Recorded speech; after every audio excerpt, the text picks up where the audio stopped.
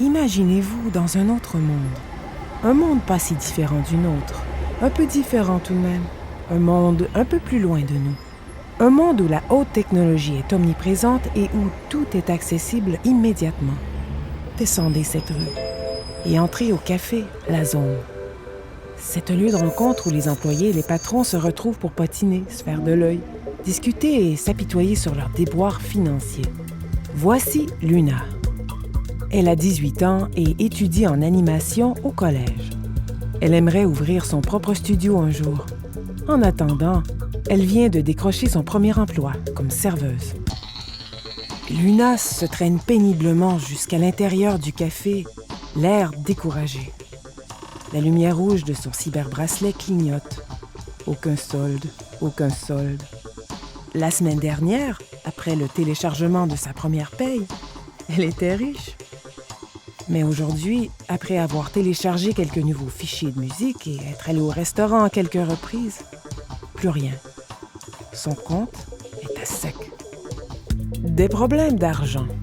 Ça vous dit quelque chose? Et si on y jetait tous un petit coup d'œil?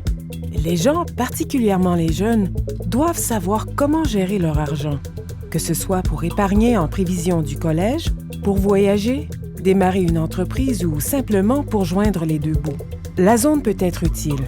Il s'agit d'une ressource éducative gratuite qui aide les jeunes Canadiens à améliorer leurs connaissances financières de base. Mise au point conjointement par l'Agence de la consommation en matière financière du Canada et la Commission des valeurs mobilières de la Colombie-Britannique, elle est inspirée d'un programme primé élaboré par la Commission. La zone permet d'atteindre les résultats visés par toutes les provinces et territoires en matière de connaissances financières de base, y compris les cours de planification de carrière, de formation commerciale et de mathématiques. La zone enseigne également aux élèves comment se protéger contre la fraude et le vol d'identité. Pouvez-vous imaginer quelle sera la réaction des adolescents face à toute cette information financière? L'intérêt composé, la règle de 72? Mais inutile de paniquer. C'est ici que la créativité entre en jeu. Une brochette de personnages, des adolescents et des personnes dans la mi-quarantaine, vivent des situations financières différentes qui peuvent se présenter à différents moments de la vie. Les récits sont présentés sous forme de mini-romans pour capter l'intérêt des apprenants.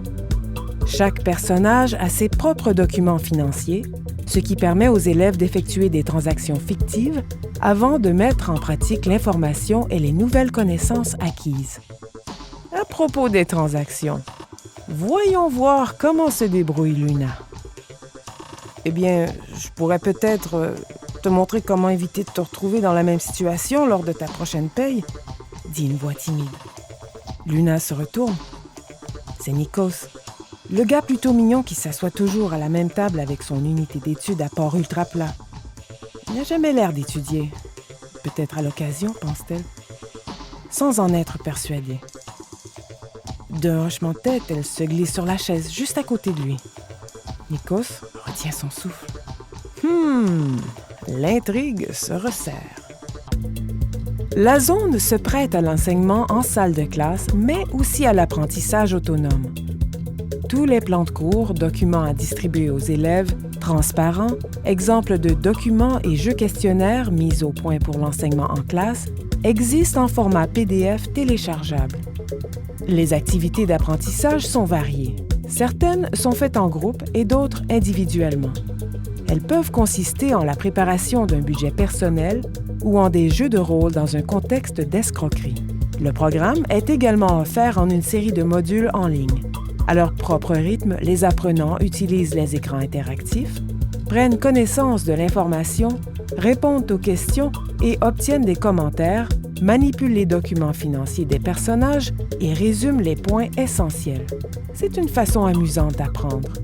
Que vous soyez enseignant ou éducateur en matière financière, adolescent toujours à l'école ou qui a quitté l'école, ou simplement quelqu'un qui désirait en apprendre davantage sur la gestion de l'argent, visitez la zone au www.lacliqueéconomique.gc.ca. Oh, un instant! Nous ne pouvons pas laisser tomber Luna et Nikos comme ça. Qu'en pensez-vous? À la demande de Nikos, Luna note toutes les choses pour lesquelles elle dépense de l'argent, en indiquant s'il s'agit d'un besoin ou d'un désir. Elle constate alors que les chiffres s'additionnent si elle laisse tomber certains désirs, comme un moka fouetté par-ci, un vidéozine par-là. Nico, c'est plus qu'un gars studieux, se met à penser Luna. Il est cool. Et lorsqu'elle lui décroche un sourire, le cœur de Nico se remet à battre. Oh, les amours de jeunesse, c'est précieux. Presque autant qu'un bas de laine.